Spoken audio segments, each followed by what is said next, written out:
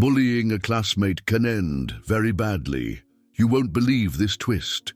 What if I told you that the most dangerous person in any room is often the one nobody notices? The one sitting in the corner, head down, hoodie pulled up, seemingly powerless against the world's cruelty.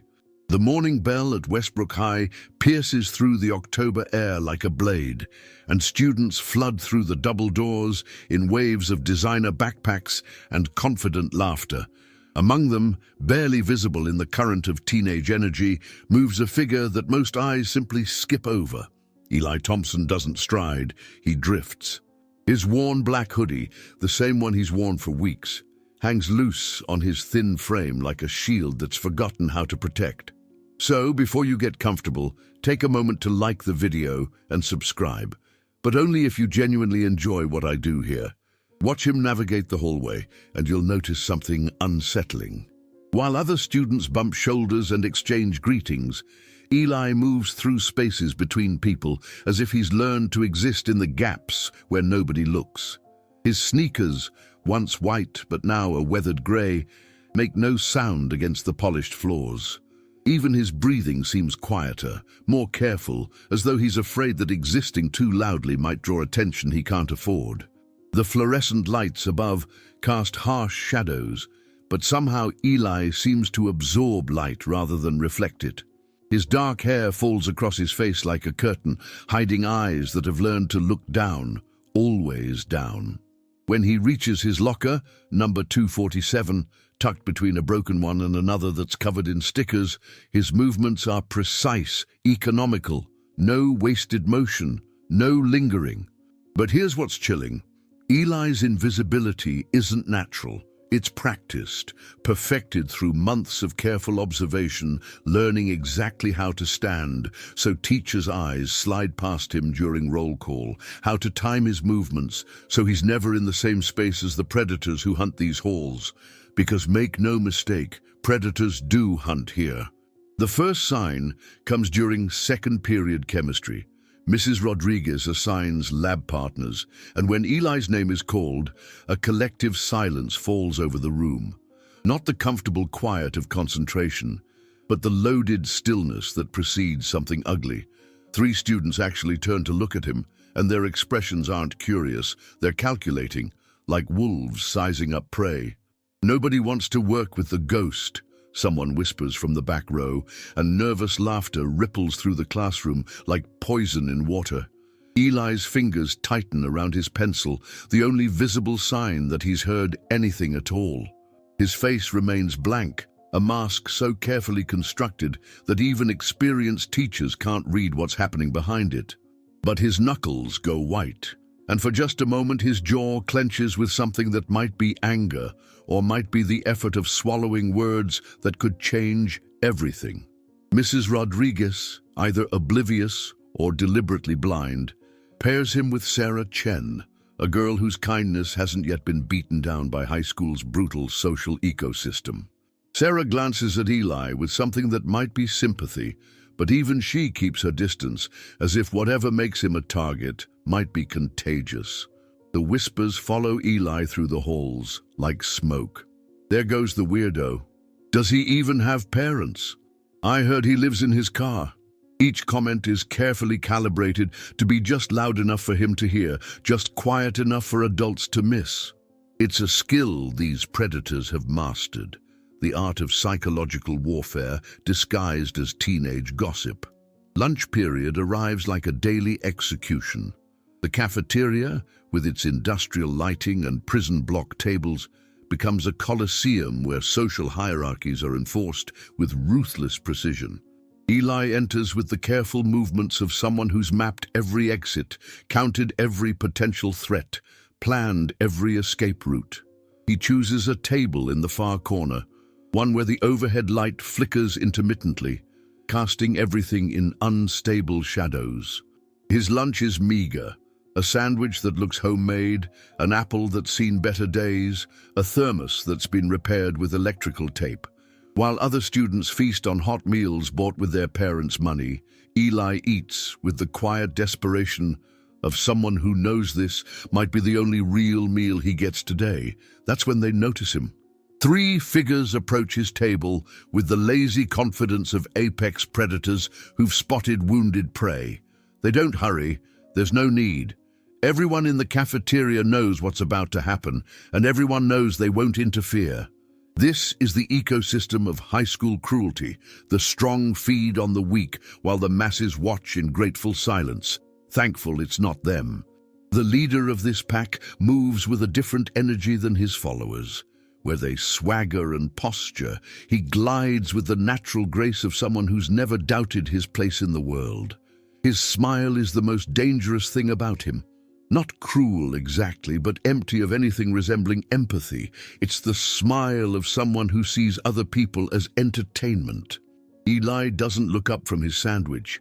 He's learned that eye contact is an invitation to violence, that acknowledgement is permission for escalation. But his shoulders tense almost imperceptibly, and those watching closely might notice that his free hand slowly moves toward his backpack, fingers finding the strap like a lifeline. Well, the leader says, his voice carrying just far enough to draw attention from nearby tables. If it isn't our favorite ghost, still haunting the halls, I see. The cafeteria doesn't go quiet. That would be too obvious. Instead, conversations lower to whispers. Heads turn with predatory interest, and phones emerge from pockets with the casual readiness of an audience expecting a show. Eli takes another bite of his sandwich, chewing slowly, deliberately. His face reveals nothing, but there's something in his stillness that's different from fear. It's the calm of someone who's been through this dance so many times that he's learned to exist outside of it, to watch it happen to his body while his mind retreats somewhere else entirely. But what none of them know, what nobody in that cafeteria could possibly imagine, is that Eli Thompson isn't just surviving these moments. He's studying them, recording them, filing away every detail with the precision of someone who understands that information is power, and power is the only currency that matters in places like this. The leader leans closer, his shadow falling across Eli's pathetic lunch like a judgment from above. "I'm talking to you, freak. Don't you know it's rude to ignore people?" And in that moment, as Eli finally raises his eyes to meet his tormentor's gaze, something passes between them that nobody else catches. It's not fear in Eli's dark eyes, not submission or pleading. It's something far more dangerous. It's patience. The kind of patience that belongs to someone who knows exactly how this story ends, even if nobody else has figured out their characters in it yet. But what happens next will shatter every assumption anyone has ever made about the quiet kid in the corner. Se essa história te lembrar de algo que viveu, compartilhe sua experiência nos comentários. Ela pode tocar o coração de alguém hoje. Agora respire fundo e prepare-se para uma jornada que pode mudar sua forma de ver o mundo. Chase Martinez doesn't just walk through Westbrook High. He owns it. Every step echoes with the confidence of someone who's never questioned his right to take up space, to demand attention, to extract entertainment from other people's pain. At 17, he's already mastered the art that separates true predators from mere bullies. He makes cruelty look charismatic. Watch him move through the hallway after third period, and you'll see a master class in social manipulation. His athletic build fills out his Letterman jacket perfectly, the kind of natural physicality that makes adults assume character and makes peers assume leadership. His sandy hair catches the light just right, and his smile, God, that smile, could sell ice to Eskimos or convince a lamb to walk into a lion's den. But it's not his looks that make Chase dangerous. It's his intelligence. While other bullies rely on brute force or mob mentality, Chase has weaponized psychology. He studies his victims the way a scientist studies specimens, learning their weaknesses, their fears, their breaking points with surgical precision. "Martinez! There's my star quarterback!" Coach Peterson's voice booms across the hallway, and Chase's smile shifts into something that looks genuine. He clasps the older man's hand with practiced warmth, making eye contact, asking about the coach's wife's recovery from surgery. For 90 seconds, Chase Martinez appears to be exactly what every adult at Westbrook High believes him to be. A natural leader, a role model, the kind of young man who gives you hope for the future. The transformation happens the instant Coach Peterson walks away. Chase's smile doesn't disappear. That would be amateur hour. Instead, it sharpens, like a blade being honed to a finer edge. His eyes sweep the hallway with predatory awareness, cataloging opportunities, measuring vulnerabilities, calculating entertainment value. He spots a freshman girl struggling with her oversized backpack and considers his options for exactly 3 seconds before deciding she's not worth his time. Too easy, no audience, no real fear to harvest. That's when he sees Eli. The ghost is trying to blend into the crowd near the water fountain, head down, moving with that careful invisibility that has become his signature. But Chase's eyes are trained to spot exactly this kind of prey, the ones who think they can hide, who believe their silence will protect them, who haven't yet learned that in Chase's ecosystem, trying to disappear only makes you more visible. "Hey, Marcus Tyler, you seeing what I'm seeing?" Chase's voice carries the lazy amusement of a cat that's spotted a mouse. His 2 closest disciples, Marcus Webb and Tyler Kim, immediately orient toward their leader with the automatic response of well-trained hounds. Marcus is muscle without brains, 6'2" of linebacker bulk, who does whatever Chase tells him because thinking for himself requires too much effort. Tyler is worse. He's smart enough to know better but chooses cruelty anyway, finding genuine pleasure in other people's suffering. Together, they form Chase's perfect supporting cast, the enforcer and the enabler. "Our favorite charity case," Tyler says, his voice pitched just loud enough to catch the attention of nearby students. Wonder if he's wearing the same hoodie from yesterday, and the day before, and the day before that. The comment isn't meant for Eli, it's meant for the audience. Chase has learned that public humiliation requires witnesses, and witnesses need to feel included in the performance. By making jokes that others can laugh at, he transforms bystanders into accomplices, creating a web of shared guilt that ensures silence. Eli keeps walking, but Chase sees the micro-flinch, the almost imperceptible tightening of shoulders that tells him his words hit their mark. It's like watching a musician tune an instrument. Chase is calibrating the exact frequency of pain that will produce the response he's looking for. "You know what I love about our boy Thompson?" Chase continues, his voice carrying that tone of false affection that makes cruelty sound almost tender. He's so grateful for the attention. Look at him. He's practically vibrating with excitement that we noticed him. This is Chase's signature move, the double bind. If Eli responds, he's causing trouble and can't take a joke. If he doesn't respond, he's rude and thinks he's better than everyone. Either way, Chase wins and Eli loses. The hallway fills with the kind of laughter that comes not from genuine amusement but from social anxiety. Kids laughing because they're afraid not to, because they understand instinctively that today's laughter might protect them from becoming tomorrow's target. Chase feeds on this energy like a vampire feeds on blood. His smile widens, his posture straightens, and something in his eyes comes alive in a way that never happens during football practice or family dinners or college prep meetings. This is when Chase Martinez feels most himself, when he's orchestrating someone else's humiliation for an audience of eager spectators. "Thompson," Chase calls out, his voice cutting through the hallway noise like a blade. "Don't be rude, man. We're having a conversation here." Eli stops walking, not because he wants to, but because he's learned that sometimes stopping the chase early can limit the damage.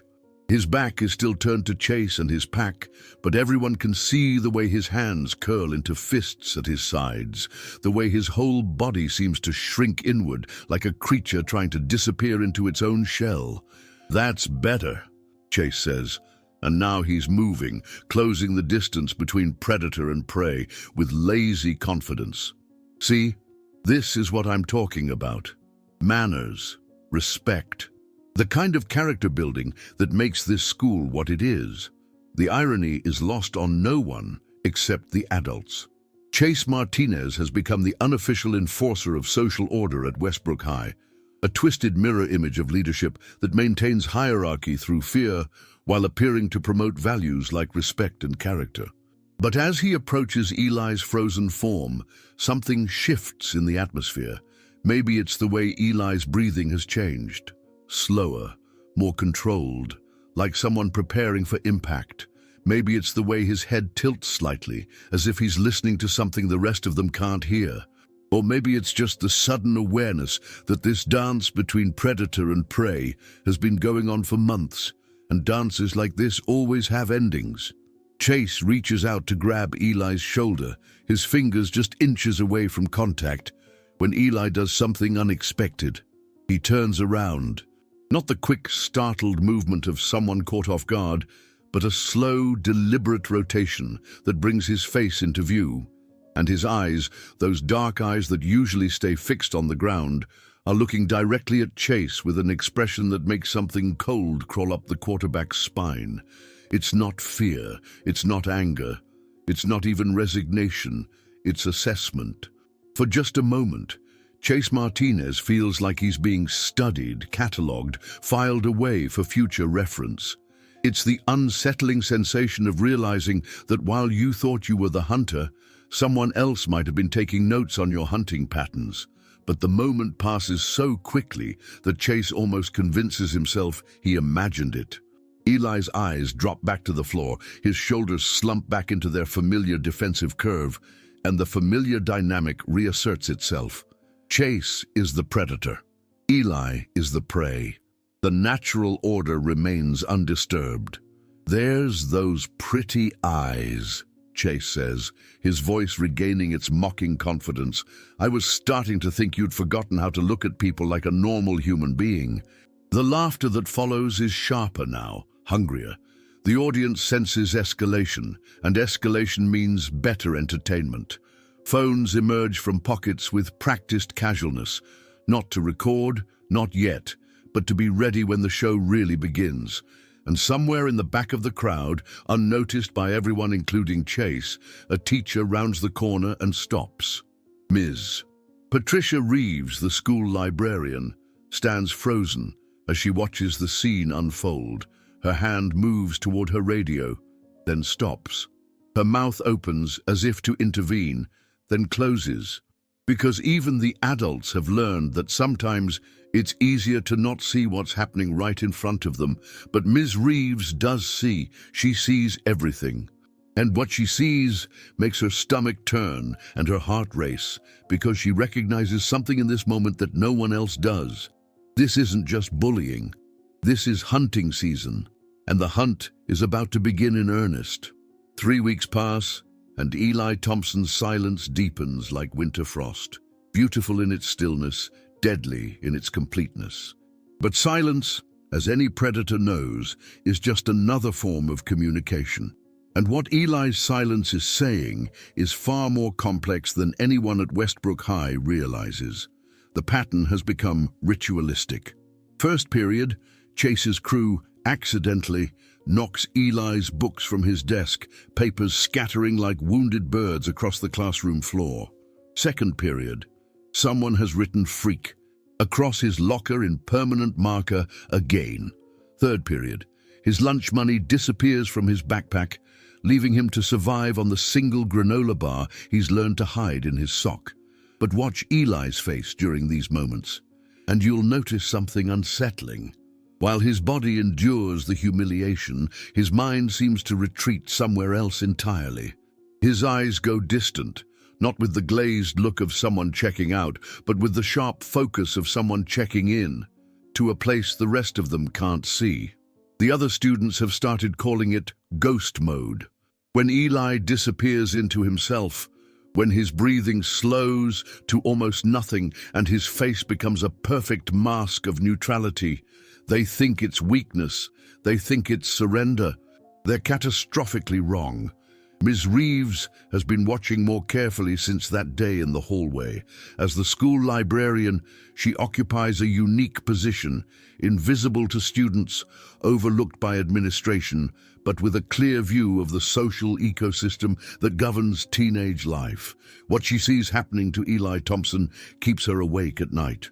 It's not just the frequency of the attacks, though they're happening daily now. It's not just the creativity of the cruelty, though Chase's imagination seems boundless. It's the way Eli absorbs it all with that unsettling calm, as if he's not just enduring the pain, but studying it, learning from it, filing it away for some future purpose that nobody else can fathom. During lunch on a grey Tuesday, she watches from her perch near the library entrance as Chase orchestrates his most elaborate performance yet. Eli sits alone at his usual table, trying to eat a sandwich that looks like it was made from whatever he could find at home. Generic bread, a thin slice of processed cheese, maybe some lunch meat that's seen better days. Chase approaches with his usual entourage, but today there's something different in his swagger. He's carrying a designer lunch bag, the kind that costs more than most families spend on groceries in a week. The contrast is deliberate, calculated to maximize the psychological impact. "Thompson!" Chase's voice cuts through the cafeteria noise like a conductor's baton, commanding attention from every table. "I've been thinking about you, buddy. About your situation." Eli continues eating, but his chewing slows. Ms. Reeves notices the way his free hand moves to his phone, fingers dancing across the screen in a pattern she can't quite see. For a moment, she wonders if he's texting someone for help, but then she realizes there's no one to text. Eli Thompson exists in complete social isolation. "See, I was talking to my dad last night," Chase continues, his voice dripping with false concern. "He's a successful businessman, makes good money, gives back to the community. And he said something that really stuck with me. He said, 'Son, we have a responsibility to help those less fortunate.'" The cafeteria has gone quiet now, sensing the build-up to something spectacular. Even the lunch ladies have stopped serving, their faces reflecting the uncomfortable awareness that they're about to witness something they should probably stop but won't. Chase reaches into his expensive lunch bag and pulls out a $20 bill. He holds it up like a trophy, letting the fluorescent lights catch the crisp green paper. "So here's what I'm going to do, Thompson. I'm going to help you out, give you a little something to improve your dietary situation." He places the 20 on the table in front of Eli, but his fingers don't release it immediately. The money sits there, like bait in a trap, and everyone in the cafeteria understands instinctively that accepting it will cost far more than $20. "All you have to do," Chase says, his smile widening into something that makes Ms. Reeves's skin crawl, "is get down on your knees and bark like a dog, just once, for 20 seconds, and this money is yours." The silence that follows is suffocating. This isn't just bullying anymore. It's systematic dehumanization performed for an audience that's complicit in its silence. Ms. Reeves starts to stand, her hand reaching for her radio, but something stops her. Eli has looked up. Not the quick, furtive glance of someone checking to see if the coast is clear, but a long, steady gaze that seems to take in every face in the cafeteria. His dark eyes move from Chase to Marcus to Tyler, then sweep across the watching crowd with the methodical precision of someone conducting a survey. And then, impossibly, inexplicably, Eli Thompson smiles. It's not a bitter smile or a broken smile or even a defiant smile. It's the calm, almost gentle smile of someone who's just remembered something important, something that changes everything. The expression is so unexpected, so completely at odds with the situation, that Chase actually takes a half step backward. "No," Eli says quietly, and his voice carries further than it should in the dead air of the cafeteria. "But thank you for the offer." He takes another bite of his sandwich, chewing slowly, deliberately, as if Chase and his $20 and his demand for humiliation are no more significant than background noise. The rejection isn't angry or scared or even particularly emotional. It's matter of fact, delivered with the casual confidence of someone declining an invitation to something they're not interested in attending. Chase's face flushes red, but before he can respond, Eli does something that stops every conversation in the cafeteria dead. He pulls out his phone and starts recording, not secretly, not hidden under the table or concealed in his hoodie pocket. He holds the phone up openly, the camera pointed directly at Chase, and hits record with the deliberate movement of someone who knows exactly what they're doing. "What the hell?" Chase starts, but Eli's voice cuts through his objection with unexpected authority. "October 15th, 12:47 p.m., Eli says, speaking directly into the camera. "Chase Martinez, senior at Westbrook High, attempting to coerce a fellow student into degrading behavior in exchange for money, in front of approximately 80 witnesses in the school cafeteria." The words are delivered with the clinical precision of someone reading a police report. No emotion, no judgment, just facts stated clearly for the record. The effect is chilling. Chase lunges for the phone, but Eli is already moving, sliding it back into his pocket with practiced ease. The quarterback's fingers close on empty air, and for a moment, the natural order of Westbrook High seems to waver. The predator has missed his strike, and the prey has documented the attempt. "You little freak!" Chase hisses, his charismatic mask finally slipping to reveal the ugly reality beneath. "Give me that phone right now, or I swear to God—" "Mr. Martinez!" Ms. Reeves's voice cuts through the tension like a blade, and suddenly every eye in the cafeteria turns toward the librarian, who's been invisible for so long that her presence feels like a ghost materializing in daylight. "I think you need to step away from Mr. Thompson. Now." The authority in her voice surprises everyone, including herself. For years, she's watched from the sidelines, telling herself it wasn't her place to intervene, that someone else would handle it, that getting involved would only make things worse. But something about Eli's calm documentation of his own torment has flipped a switch in her conscience that she can't turn off. Chase's eyes dart between Ms. Reeves and Eli, calculating odds, measuring consequences. For the first time in months, he doesn't hold all the cards, doesn't control the narrative. The dynamic has shifted in ways he can't quite understand, but the shift is undeniable. "This isn't over, Thompson," he says, his voice low and dangerous. But as he walks away, flanked by his confused lieutenants, there's something in his posture that wasn't there before. Uncertainty, the first crack in his armor of absolute confidence. Eli finishes his sandwich in the silence that follows, his movements unhurried, his expression peaceful. But Mrs. Reeves notices something the others miss. His hands are completely steady. No tremor, no nervous energy, no residual fear from the confrontation. It's the composure of someone who's just executed the first phase of a plan. As the bell rings and students begin to file out of the cafeteria, Eli approaches Ms. Reeves with that same unsettling calm. Up close, she can see that his eyes aren't empty or defeated. They're thoughtful, almost calculating. "Thank you," he says simply, and there's something in his tone that makes her think he's thanking her for more than just the intervention. "Eli," she starts, but he's already walking away, disappearing into the crowd with that ghost-like ability that's become his trademark. But as Ms. Reeves watches him go, she can't shake the feeling that she's just witnessed something significant. Not just a bullying incident gone wrong, but the opening move in a game that none of them fully understand yet. And somewhere in the back of her mind, a question forms that will haunt her for weeks to come. What if Eli Thompson isn't the victim in this story? What if he's something else entirely? Friday afternoon arrives at Westbrook High, like the final act of a tragedy that everyone can sense, but no one wants to acknowledge.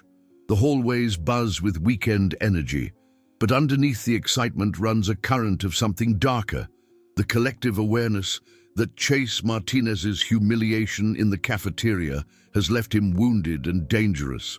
Wounded predators don't retreat, they escalate, Eli moves through the afternoon with the same measured calm that's become his signature, but there's something different in the air today. Maybe it's the way conversations stop when he passes, or the way phones seem to track his movement with predatory anticipation. The student body of Westbrook High has learned to smell blood in the water, and they're circling.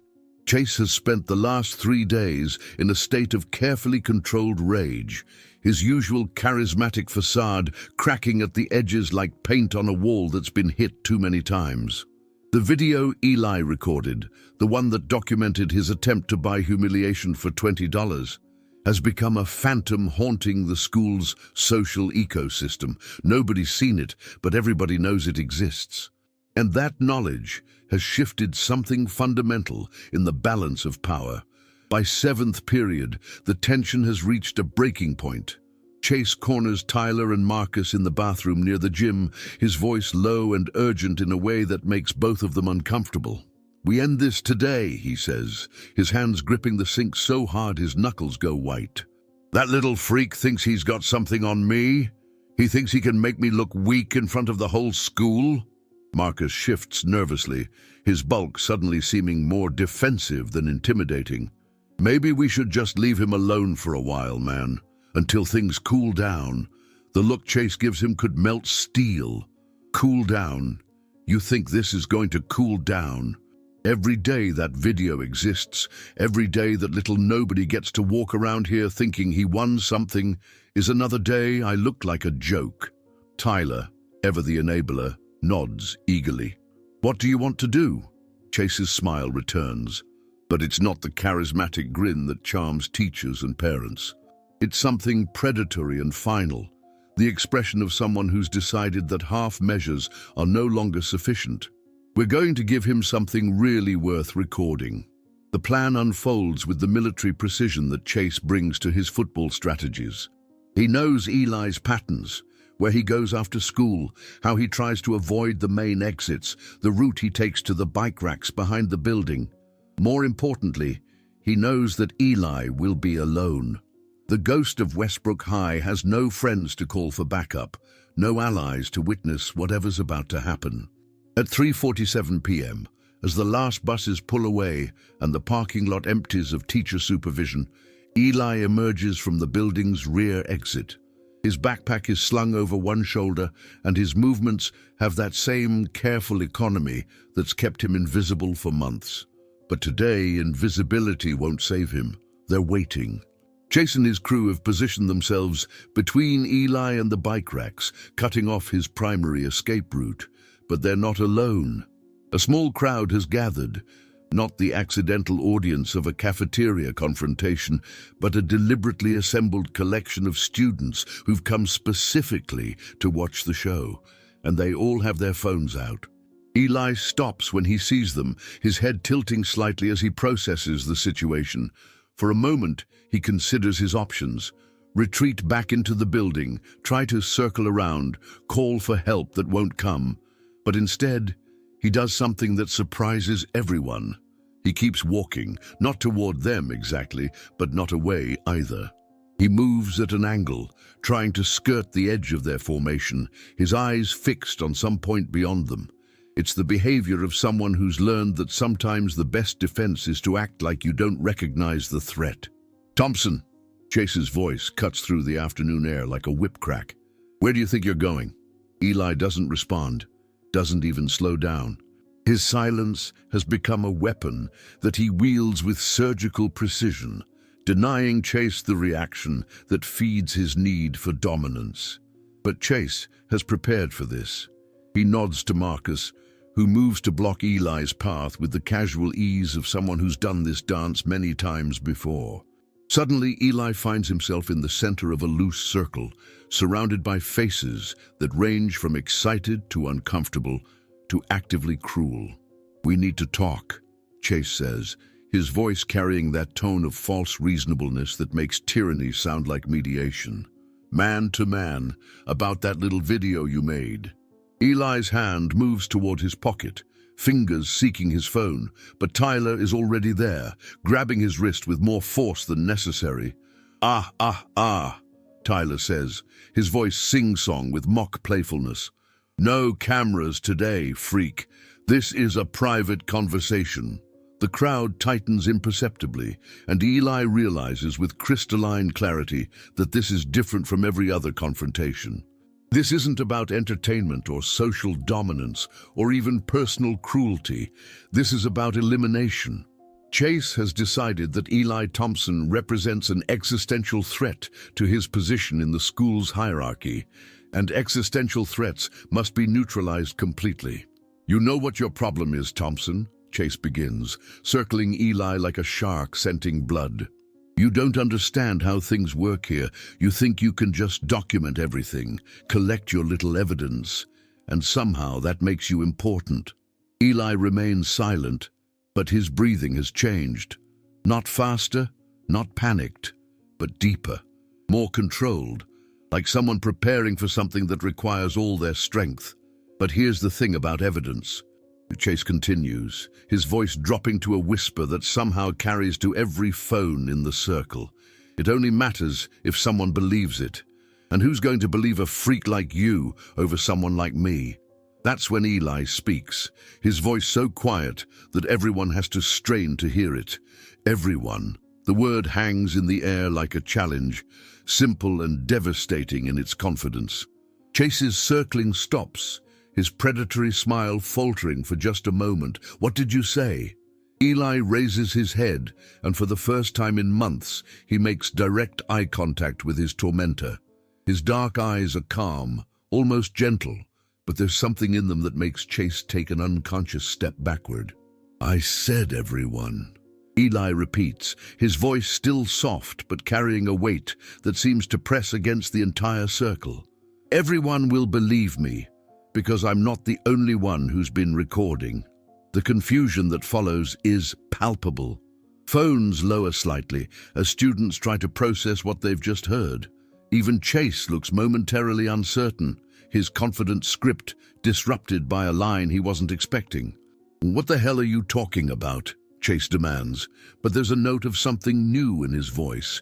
Not quite fear, but the beginning of understanding that this conversation isn't going according to plan. Eli reaches into his backpack, slowly, deliberately, making no sudden movements that might provoke violence. What he pulls out isn't his phone. It's a small device that most of the students don't immediately recognize, but a few of the tech-savvy ones do. A wireless camera no bigger than a button with a tiny LED that's been recording everything. Hidden cameras, Eli says conversationally, as if he's discussing the weather. Motion activated, strategically placed. I've been documenting every interaction, every threat, every moment of harassment for the past 6 months. The circle suddenly feels less like a trap and more like a stage, with every phone capturing Chase's growing realization that he's been outmaneuvered by someone he thought was powerless. You're lying, Chase says, but his voice lacks its usual conviction. Eli shrugs, a gesture so casual it's almost insulting. 3 cameras in the main hallway, 2 in the cafeteria, 1 in the library, another in the bathroom where you planned this little gathering 20 minutes ago. The specificity is devastating. Chase's face goes through a rapid sequence of emotions, confusion, anger, and finally, the cold recognition of someone who's just realized they've been playing checkers while their opponent was playing chess. But you want to know the really beautiful part? Eli continues, his voice still that same conversational tone that makes his words even more chilling. I'm not the only one who has access to the footage. He pauses, letting that sink in, watching as understanding dawns on faces throughout the circle. Cloud storage is wonderful, isn't it? Automatic uploads, multiple backup locations, and shared access with certain interested parties. The afternoon air seems to thicken around them. Students who came expecting to witness a brutal humiliation suddenly realize they might be watching something entirely different. The phones that were recording for entertainment are now capturing what might be evidence in something much more serious. Chase's last thread of control snaps like a rubber band stretched too far. You think you're so smart. He snarls, all pretense of charisma abandoned. "You think you can threaten me? I'll show you what happens to freaks who try to play games with their betters." He lunges forward, his hands reaching for Eli's throat, but Eli is already moving. Not running, not cowering, but stepping to the side with the fluid grace of someone who's been expecting this exact moment for months. Chase's momentum carries him past his target, and he stumbles, his perfect athletic coordination betrayed by rage and desperation. The crowd gasps, phones instinctively lifting to capture what everyone now realizes is the climax of a drama they never understood they were watching. But as Chase regains his balance and turns back toward Eli, something changes in the atmosphere. A car door slams in the parking lot, followed by the sound of purposeful footsteps approaching fast. What exactly is going on here? The voice belongs to Principal Hayes, but she's not alone. Behind her are two people who make Chase's blood run cold. Officer Martinez from the local police department and Ms. Patricia Reeves, the librarian who's been watching everything with growing concern for weeks. The circle of students scatters like startled birds, leaving only the principal players in this drama exposed under the afternoon sun. Chase stands frozen, his face flushed with rage and something approaching panic. Eli remains perfectly calm, his small camera still recording everything. "I received some very disturbing footage this morning," Principal Hayes continues, her voice carrying the kind of authority that comes from having seen every possible form of teenage cruelty. Anonymous emails containing video evidence of systematic harassment and assault. She turns to look directly at Eli, and there's something in her expression that might be respect, or might be surprise, or might be the recognition that she's been played by someone far more sophisticated than she ever imagined. "Mr. Thompson, I believe you have something to tell us." Eli nods once, his composure never wavering, and reaches into his backpack again. This time, what emerges is a tablet, its screen alive with file folders organized by date and incident type. Months of documentation, hours of footage, a complete record of systematic abuse captured with the patience and precision of someone who understood from the beginning that this moment would come. But as he hands the tablet to Principal Hayes, Eli does something that stops everyone's heart. He smiles, not the broken smile of a victim finally getting justice, but the satisfied smile of someone whose plan has unfolded exactly as intended. And in that moment, everyone watching realizes the same terrifying truth. Eli Thompson was never the victim in this story. He was the predator, and they've all been his prey. The investigation begins immediately, but what Principal Hayes discovers in the first hour makes her question everything she thought she knew about Westbrook High, and about the quiet student who's just handed her 6 months of meticulously documented evidence. Officer Martinez spreads the contents of Eli's tablet across the conference room table like pieces of a puzzle that's finally coming together. Video after video, each file labeled with military precision, dates, times, participants, witness counts. The footage is crystal clear, the audio perfect, and the documentation is more thorough than most police investigations. "Jesus," Officer Martinez mutters, watching a particularly brutal incident from 3 weeks ago where Chase orchestrated the destruction of Eli's science project in front of the entire chemistry class. This kid documented everything, but it's Ms. Reeves who notices what the others miss. "Look at the camera angles," she says, pointing to the screen. "These aren't just random recordings. Every shot is perfectly framed, every angle calculated for maximum evidentiary value. This isn't the work of a victim trying to protect himself." She pauses, a chill running down her spine as the implications sink in. This is the work of someone building a case. Principal Hayes feels her stomach drop as she begins to understand the scope of what they're dealing with. The quiet, invisible student they all thought was being victimized has actually been conducting a sophisticated intelligence operation right under their noses. "We need to contact his parents," she says, reaching for her phone. His emergency contact information should be in his file. But when she pulls up Eli Thompson's student record, what she finds makes the room go silent. The emergency contact isn't a parent or guardian. It's a law firm, Blackstone, Martinez and Associates, one of the most prestigious legal practices in the state, specializing in civil rights litigation and corporate liability cases. Officer Martinez looks up from the tablet, his expression grim. "Principal Hayes, I think you need to see this." On the screen is a video from just 2 weeks ago, but it's not from inside the school. The timestamp shows 11:47 p.m., and the location appears to be a well-appointed home office.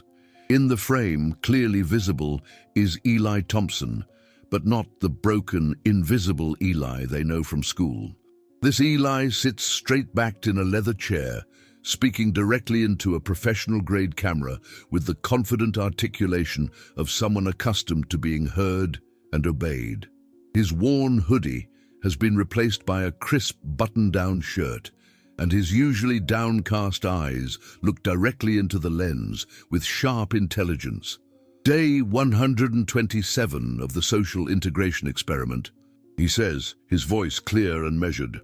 Subject harassment has escalated according to predicted parameters. Primary antagonist, Chase Martinez, continues to demonstrate textbook narcissistic aggression patterns as outlined in the initial psychological profile. Principal Hayes feels the blood drain from her face. Integration experiment. The video continues, and Eli's clinical tone makes their skin crawl. Physical confrontation is projected to occur within the next 2 weeks, based on current escalation patterns. All recording equipment remains undetected. Legal team has been briefed and stands ready for Phase 2 implementation. He pauses, consulting notes that are clearly visible on the desk beside him. Father's psychological assessment remains accurate. Traditional educational environments serve as perfect laboratories for studying adolescent social hierarchies and predatory behavior patterns. The subjects continue to perform exactly as predicted. The recording ends, leaving the conference room in stunned silence. Ms. Reeves speaks first, her voice barely above a whisper. "Who is this kid?" Principal Hayes is already pulling up more files, her hands shaking as she accesses the school's most restricted databases. What she finds there makes her question not just Eli Thompson's identity, but her entire understanding of what's been happening at her school. Eli Thompson's real name is Elijah Lane. His father is Marcus Lane, the reclusive tech billionaire whose innovations revolutionized artificial intelligence and whose net worth is estimated somewhere north of $8 billion. Lane Technologies has contracts with every major government agency and tech company in the world, but it's Marcus Lane's personal history that makes the picture complete. His wife, Eli's mother, was a prominent child psychologist who specialized in studying the effects of social trauma on adolescent development. She died in a car accident 2 years ago, leaving behind research into bullying behaviors that was considered groundbreaking in academic circles. "This is impossible," Principal Hayes breathes, staring at the documents. "Why would a billionaire's son choose to attend public school? Why would he subject himself to—" "He didn't subject himself to anything," Officer Martinez interrupts, his voice heavy with realization. "He engineered it, every bit of it." The conference room door opens without a knock, and 3 people enter with the kind of quiet authority that makes everyone automatically stand up. The first is a woman in an expensive suit who carries herself like someone accustomed to courtrooms and corporate boardrooms. Behind her are 2 men, one clearly private security, the other carrying a briefcase that probably costs more than most teachers make in a month. "Principal Hayes," the woman says, her voice crisp and professional. "I'm Amanda Blackstone, representing the Lane family. I believe you've been reviewing some materials that belong to my client." She doesn't wait for permission before taking a seat at the head of the conference table, her movements measured and deliberate. "Before we proceed, I need everyone in this room to understand that what you've discovered today falls under multiple confidentiality agreements and federal privacy protections. Any unauthorized disclosure could result in both criminal charges and civil liability. Principal Hayes finds her voice. Ms. Blackstone, I need to understand what's been happening at my school. If your client has been conducting some kind of experiment using my students, my client, Blackstone interrupts smoothly, has been the victim of systematic harassment, assault, and psychological abuse for 6 months. The fact that he had the foresight to document these crimes thoroughly doesn't change the fundamental nature of what occurred. She slides a thick folder across the table. These are the preliminary findings from our investigation into Westbrook High's failure to provide a safe educational environment. We've identified 47 separate incidents of harassment, 12 instances of physical assault, and comprehensive evidence of administrative negligence. Officer Martinez picks up the folder, his expression growing darker as he flips through pages of legal documents, psychological assessments, and what appears to be a complete dossier on every student and teacher at Westbrook High. How long has this been planned? He asks. Blackstone's smile is sharp as a blade.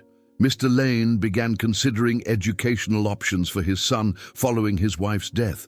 Given Elijah's unique circumstances and his mother's research into adolescent social dynamics, a traditional public school environment was deemed instructive. The euphemism hangs in the air like poison gas. You mean he was sent here to be bullied? Ms. Reeves says, her voice filled with horrified understanding. You deliberately placed a traumatized child in an environment where you knew he'd be targeted. We placed a brilliant young man in an environment where he could observe and document the very behaviors his mother spent her career studying, Blackstone corrects. The fact that certain students chose to engage in criminal behavior was their decision, not ours. She opens her briefcase and begins laying out additional documents. However, Westbrook High's failure to protect Elijah from that criminal behavior, despite multiple opportunities to intervene, represents a systemic failure that demands both accountability and compensation. Principal Hayes feels the walls of her career closing in around her. What exactly are you asking for? We're not asking for anything, Blackstone says, her tone pleasant in the way that only truly dangerous lawyers can manage. We're informing you of what's going to happen. The footage you've seen today will be released to major media outlets beginning Monday morning. The Federal Department of Education will receive a complete report on Westbrook High's failure to maintain basic safety standards. And civil litigation will commence against the school district, the individual administrators who ignored clear signs of abuse, and the families of every student who participated in the harassment of my client. She pauses, letting the scope of the destruction sink in. Unless, of course, we can reach a more amicable resolution. The conference room falls silent except for the sound of Officer Martinez's pen as he takes notes that everyone knows will never see the light of day. Outside, the normal sounds of a Friday afternoon continue. Cars starting in the parking lot, the distant laughter of students heading home for the weekend, the mundane noise of a community that has no idea its entire world is about to be turned upside down. But it's Ms. Reeves who asks the question that cuts to the heart of everything. Where is Eli now? Blackstone checks her watch with the casual gesture of someone who has every second of this encounter choreographed. Elijah is currently in debriefing with our psychological assessment team. 6 months of systematic abuse, even when anticipated and documented, can have lasting effects that require professional evaluation. She closes her briefcase with a definitive snap. However, I can assure you that he's in a much better place than the young men who chose to target him. Mr. Martinez, in particular, is about to discover that actions have consequences that extend far beyond high school social hierarchies. As the lawyers file out of the conference room with the same quiet efficiency they'd brought to their entrance, Principal Hayes slumps in her chair, staring at the tablet full of evidence that proves her school has been nothing more than a laboratory for a grieving billionaire's social experiment. But the most chilling realization isn't that they've been manipulated. It's that every adult in the building, every teacher who looked the other way, every administrator who dismissed complaints, every staff member who chose ignorance over intervention, has been revealed as complicit in a system of cruelty that a 17-year-old boy understood better than any of them. And somewhere in a corporate office across town, Eli Thompson, Elijah Lane, sits in a comfortable chair, no longer wearing his mask of victimhood, finally free to be exactly who he's always been, the smartest person in every room he's ever entered. The question that haunts Principal Hayes as she stares at the empty conference room isn't how they miss the signs of a sophisticated intelligence operation. It's how many other victims in her school might actually be something else entirely. Monday morning arrives at Westbrook High like the first horseman of the apocalypse, bringing with it a reckoning that no one saw coming, but everyone should have anticipated.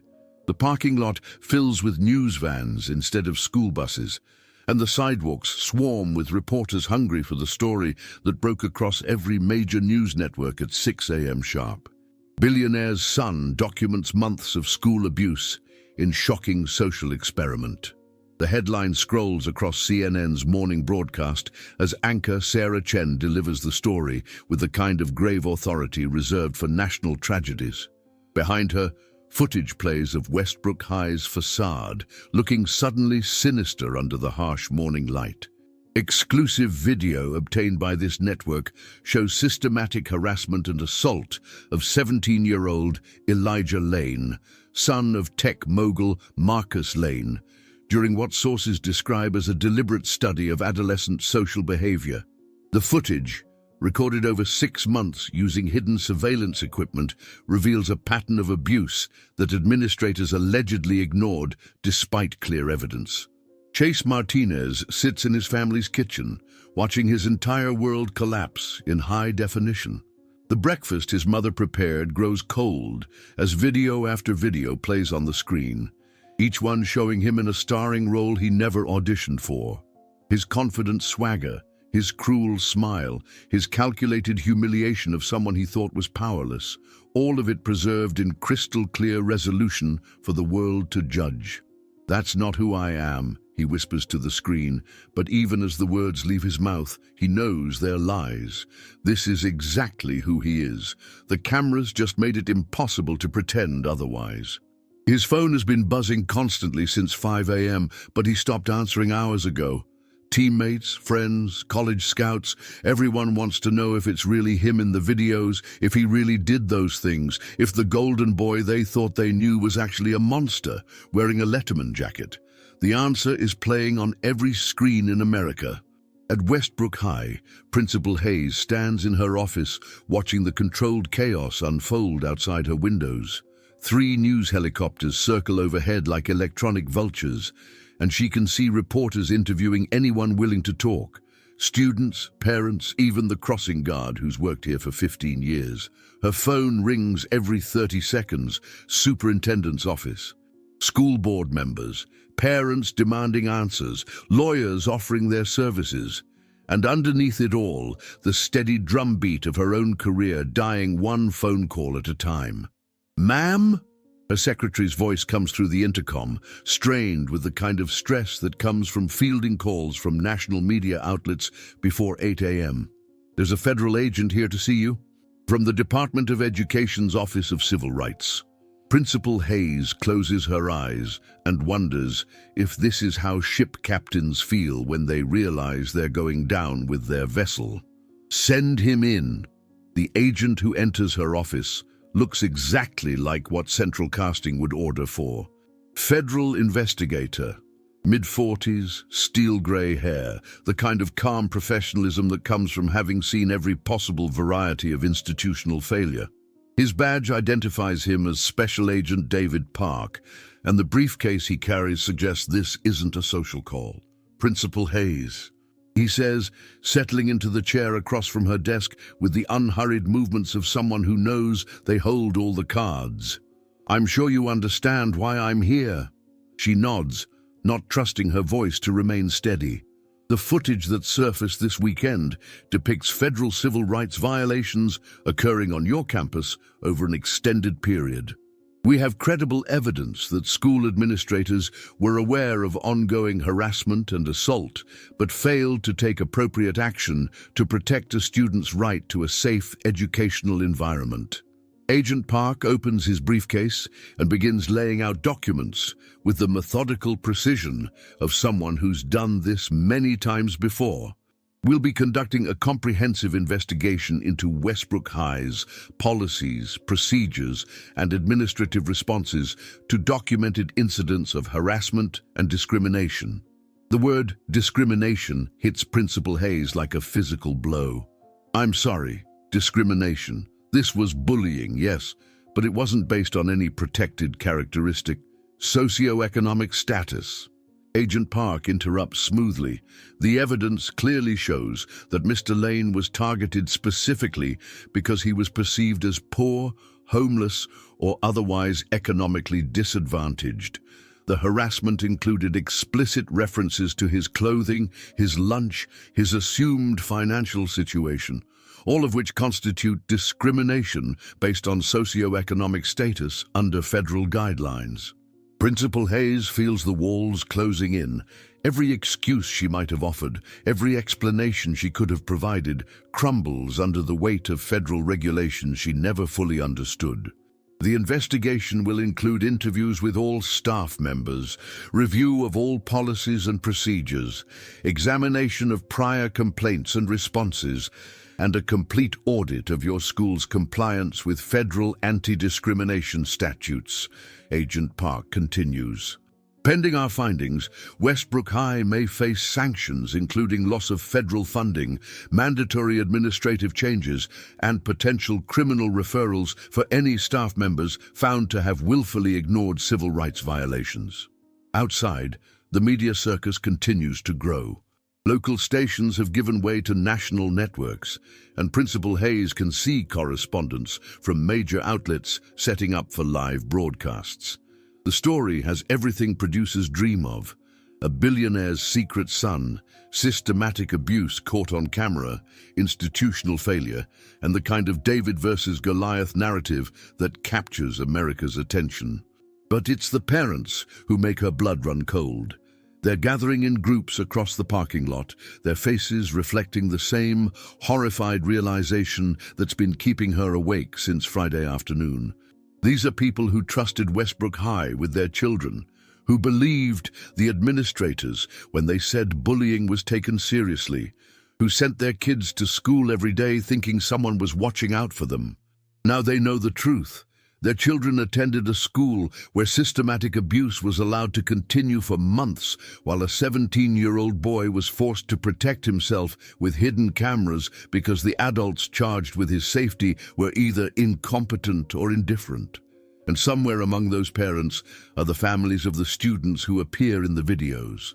The enablers, the bystanders, the active participants in 6 months of documented cruelty. Their children's faces are being broadcast across the country, their actions preserved forever in digital amber for future employers, college admissions officers, and romantic partners to discover. The price of looking the other way has suddenly become very, very expensive. Agent Park stands, gathering his documents with the same methodical precision he brought to their distribution. We'll need access to all student records, disciplinary files, and administrative communications dating back 2 years. A forensic team will be examining your computer systems for any deleted or modified files. He pauses at the door, turning back with something that might be sympathy.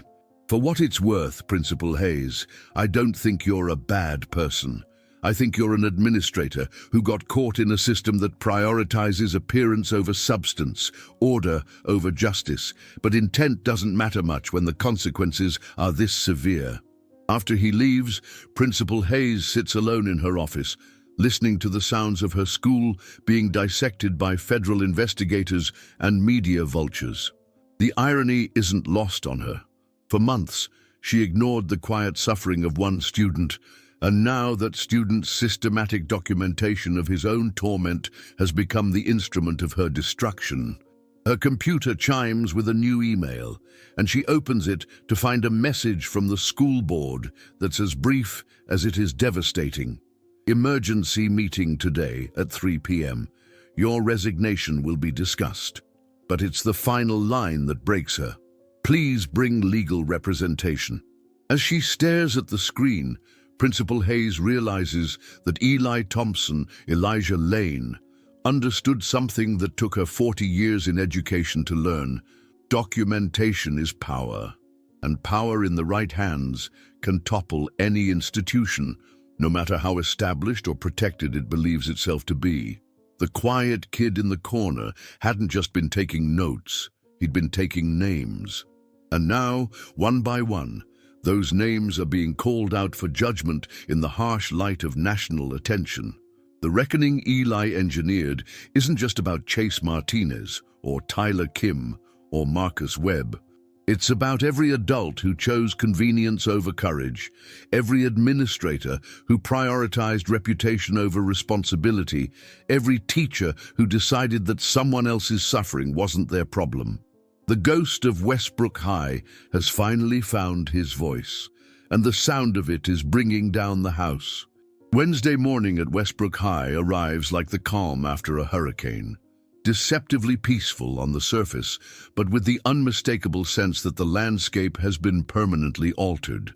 The news vans have multiplied overnight, forming a media encampment that stretches around the entire school perimeter.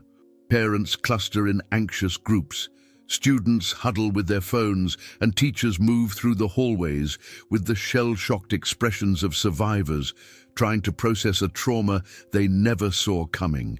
And then, at exactly 8:47 a.m., a black Mercedes sedan glides into the parking lot with the quiet authority of a hearse arriving at a funeral. The passenger door opens first, and Ms. Patricia Reeves, now serving as interim principal after Hayes's forced resignation, steps out with the pale complexion of someone who's slept maybe 3 hours in the past 4 days. But it's the figure who emerges from the driver's side that makes every conversation in the parking lot die to a whisper. Marcus Lane doesn't look like a billionaire. He looks like a father. Tall and lean with graying hair and the kind of quiet intensity that comes from building technology empires from nothing, he moves with the measured pace of someone who knows that every eye is watching, every camera is recording, every word will be analyzed and dissected by experts and amateurs alike, but it's his expression that stops people in their tracks. This isn't the face of a man conducting a social experiment or orchestrating a public relations victory. This is the face of a father who has watched 6 months of footage showing his son being systematically tortured by children and ignored by adults who were supposed to protect him. The rear passenger door opens, and Eli Thompson, Elijah Lane, steps into the morning sunlight. The transformation is breathtaking and terrifying in equal measure. Gone is the worn hoodie, replaced by clothing that fits properly and suggests both quality and care. Gone is the hunched posture of someone trying to disappear, replaced by the straight spine of someone who knows exactly who they are and what they're worth. Gone are the downcast eyes that never met anyone's gaze, replaced by a direct measuring stare that seems to catalogue every face in the crowd with photographic precision. But it's not the external changes that make the watching students take unconscious steps backward. It's the confidence, the complete absence of fear or uncertainty, or the desperate need for approval that had made him such perfect prey for so many months. Elijah, stands beside his father like a prince returning to reclaim a kingdom that was always rightfully his. The crowd parts as they walk toward the main entrance, but not out of respect or admiration. They part out of the same instinct that makes prey animals scatter when a predator enters their territory, because everyone watching understands, on some primitive level, that the balance of power at Westbrook High has shifted so completely that they're no longer sure who's predator and who's prey. Chase Martinez stands frozen near the flagpole, his Letterman jacket hanging loose on shoulders that seem to have lost muscle mass in just 5 days. The confident swagger that once made him the undisputed king of the hallways has been replaced by the hunched posture of someone who knows they're being hunted. When Eli's eyes find him across the parking lot, the moment stretches like a guitar string, tuned too tight. No words are exchanged, no gestures made, but something passes between them that makes Chase's face go white, and his hands tremble with more than just the morning cold. It's the look of someone who has achieved exactly what they set out to accomplish. "Mr. Lane, Ms." Reeves's voice carries the careful respect of someone addressing visiting royalty, which in many ways is exactly what this is. "Thank you for coming. The entire school community is eager to begin the healing process." Marcus Lane's smile is polite but empty of warmth.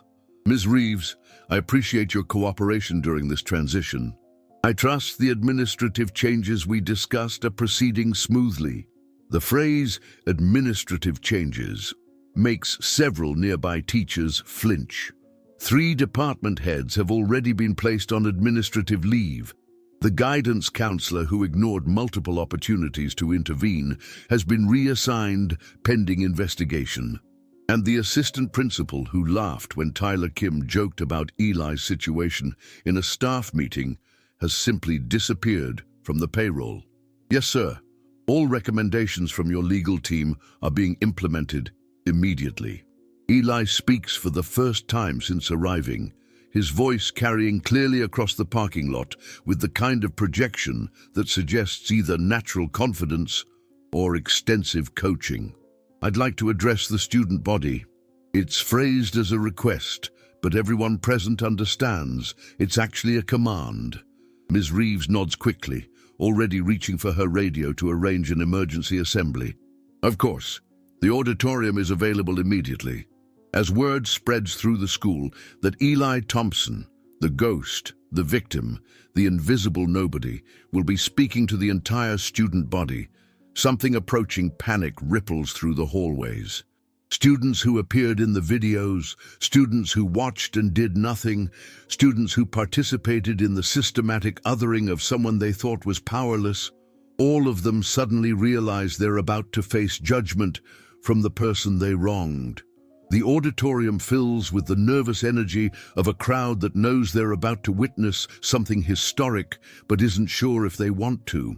Every seat is taken, with latecomers standing along the walls like defendants awaiting sentencing. When Eli walks onto the stage, the silence is absolute. No shuffling feet, no whispered conversations, no nervous laughter. Just the kind of profound quiet that comes when an entire community realizes they're about to confront their collective conscience. He approaches the podium with unhurried steps, his movements betraying none of the anxiety or uncertainty that typically accompanies public speaking by teenagers.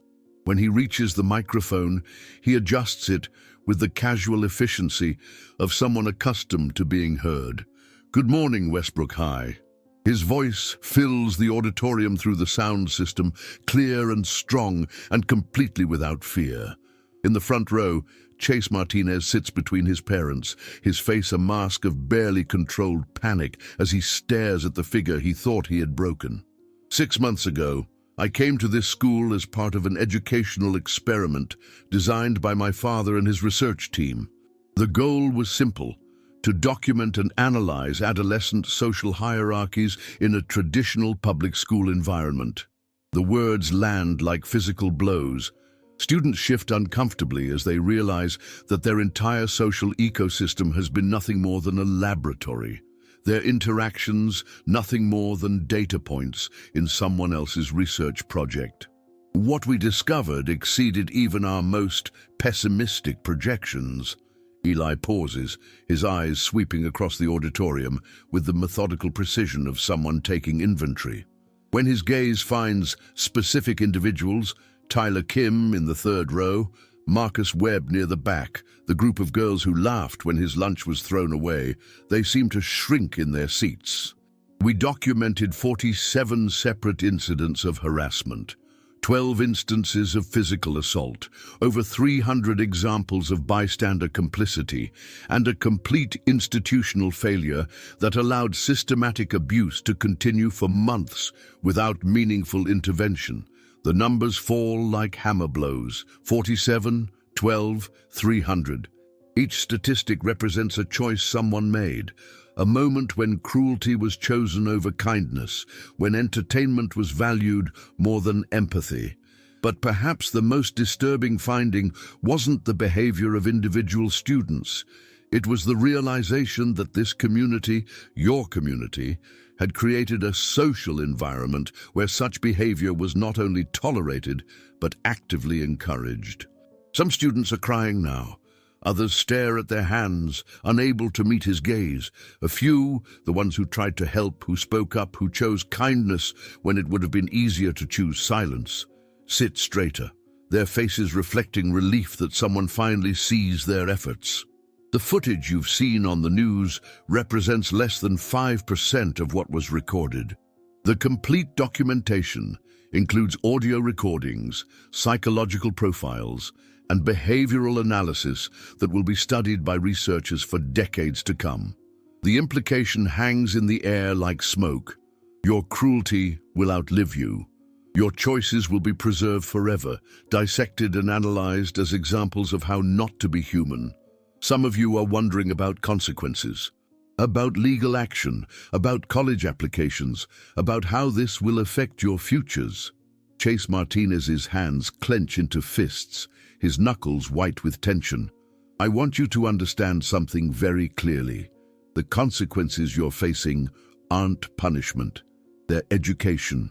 For 6 months, you were given the opportunity to learn about empathy, about courage, about the kind of person you want to be when no one important is watching. Eli's voice drops to barely above a whisper, but the microphone carries every word to the back of the auditorium. You failed that test spectacularly. The silence that follows is broken only by muffled sobs and the distant sound of news helicopters circling overhead. But here's what I learned during my time here. People can change. Systems can be reformed. Communities can choose to be better than they were. For the first time since taking the stage, something that might be compassion enters his voice.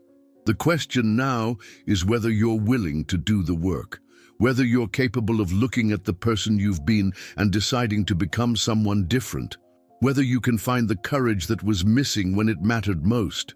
He steps back from the podium but doesn't leave the stage. Instead, he does something that no one expects. He smiles.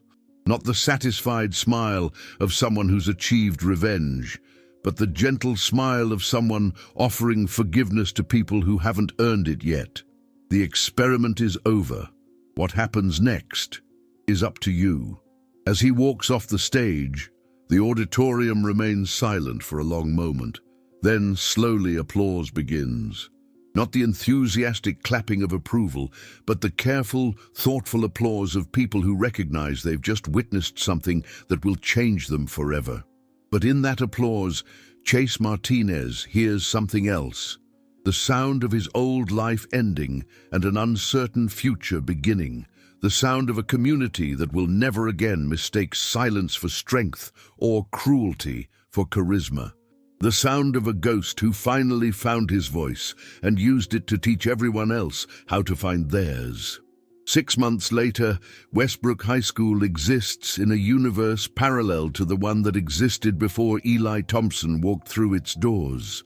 The building is the same, the classrooms unchanged, but the invisible architecture of power and cruelty that once defined teenage life here has been demolished and rebuilt from the ground up. Chase Martinez sits in his bedroom on a Tuesday evening, staring at a laptop screen that shows his rejection from the University of Southern California.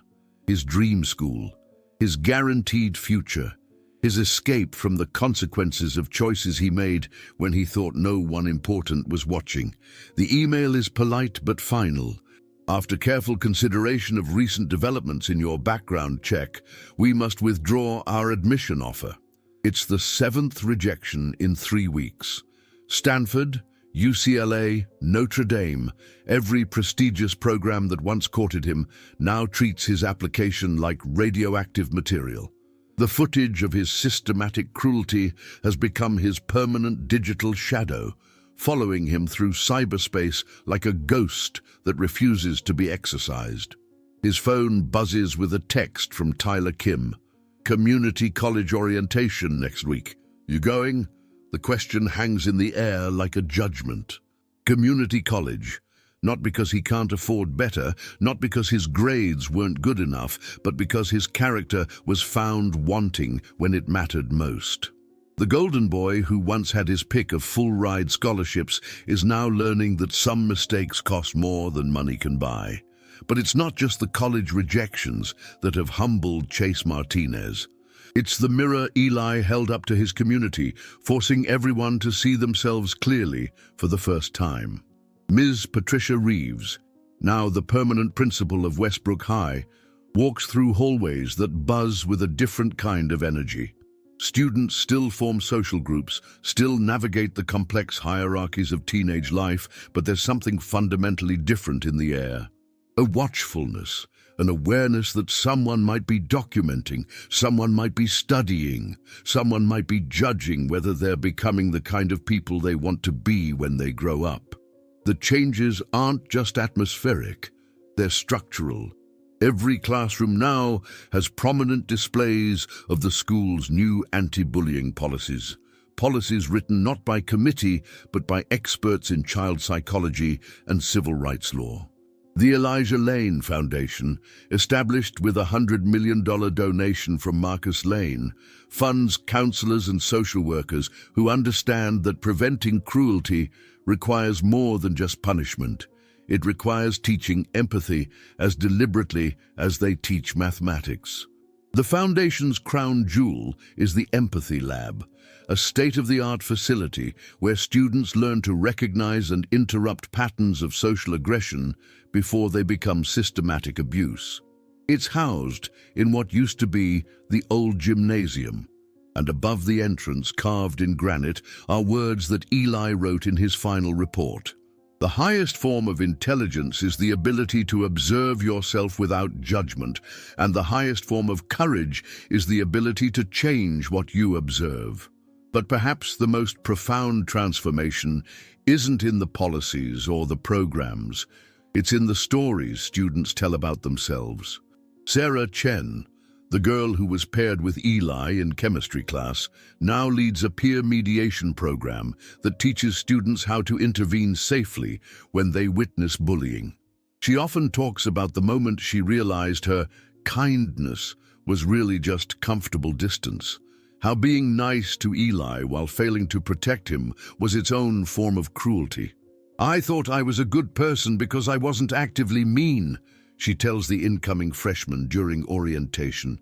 "But I learned that goodness isn't the absence of cruelty, it's the presence of courage." Marcus Webb, Chase's former enforcer, struggled the most with the aftermath. The violence that had made him useful to Chase's regime became a liability in the new social order. He spent the summer in counseling, working through anger management, and learning to channel his physical strength into protection rather than intimidation. Now he mentors younger students who struggle with impulse control, teaching them that real strength comes from restraint. "I was a weapon," he tells them, with the hard-won wisdom of someone who's seen the wreckage weapons leave behind. "But weapons only destroy. I want to build something instead." Tyler Kim's transformation was perhaps the most unexpected. The boy who had taken such pleasure in others' suffering discovered he had a gift for understanding psychological patterns, not to exploit them, but to heal them. He's planning to study psychology in college. inspired by the realization that the same analytical skills he used for cruelty could be redirected toward understanding and preventing it. But it's the students who were never part of Chase's inner circle, the bystanders, the enablers, the ones who laughed along because it was easier than standing up, who carry the heaviest burden of knowledge about themselves. Jessica Torres, a junior who filmed one of the bathroom incidents on her phone, now speaks at conferences about digital citizenship and the responsibility that comes with the power to document. She kept the video for weeks, watching it occasionally for entertainment, never considering that she was witnessing a federal crime. "I thought I was just recording a funny moment," she tells audiences of parents and educators. "I didn't understand that I was documenting evidence of systematic abuse. I didn't realize that my silence made me complicit in someone's suffering." The ripple effects extend far beyond Westbrook High. The Elijah Lane case has become a landmark in educational law, cited in federal guidelines and studied in schools of education across the country. The footage Eli documented, the full archive, not just the excerpts released to the media, serves as a teaching tool for educators learning to recognize the subtle signs of systematic harassment. But perhaps the most lasting impact is on Eli himself. He never returned to Westbrook High as a student. After his speech to the school assembly, he disappeared back into the private world of tutors and privilege from which he had emerged. But he didn't disappear entirely. Through the foundation that bears his name, through the programs he designed, through the careful architecture of redemption he built for the community that failed him, Eli Thompson continues to be a presence in the halls of Westbrook High. Students sometimes catch glimpses of him during foundation events, taller now, more confident, studying at Harvard with plans to pursue law and public policy. The boy who once absorbed cruelty in silence has found his voice, and he's using it to reshape how society thinks about power, protection, and the responsibility we have for each other's humanity. But it's in the quiet moments, in the small choices students make when they think no one is watching, that Eli's true legacy lives. The decision to sit with someone eating alone. The choice to speak up when someone makes a cruel joke. The courage to document wrongdoing, not for revenge, but for justice. Chase Martinez will attend community college, work through his understanding of the person he was and the person he wants to become. Some of his former victims, students Eli's documentation revealed had also been targets, have reached out to offer forgiveness and, surprisingly, friendship. Not because they've forgotten what he did, but because they've chosen to believe in the possibility of change. Redemption, Eli wrote in his final report, isn't about forgetting the past. It's about learning from it so completely that you become incapable of repeating it. As the sun sets on another ordinary Tuesday at Westbrook High, students pack their bags and head home to families who now understand that the conversations they have around the dinner table about kindness and courage aren't just nice ideas. They're survival skills for a world where someone is always watching, always documenting, always ready to hold up a mirror that shows us exactly who we are when we think it doesn't matter. The ghost of Westbrook High is gone, but his lesson remains. In a world of smartphones and social media, there are no longer any private moments of cruelty. Every choice is documented, every action has consequences, and every person has the power to be either a source of healing or a cause of harm. The question isn't whether someone is watching. The question is whether we have the courage to be worth watching. And in the end, that might be the most important lesson any school could teach.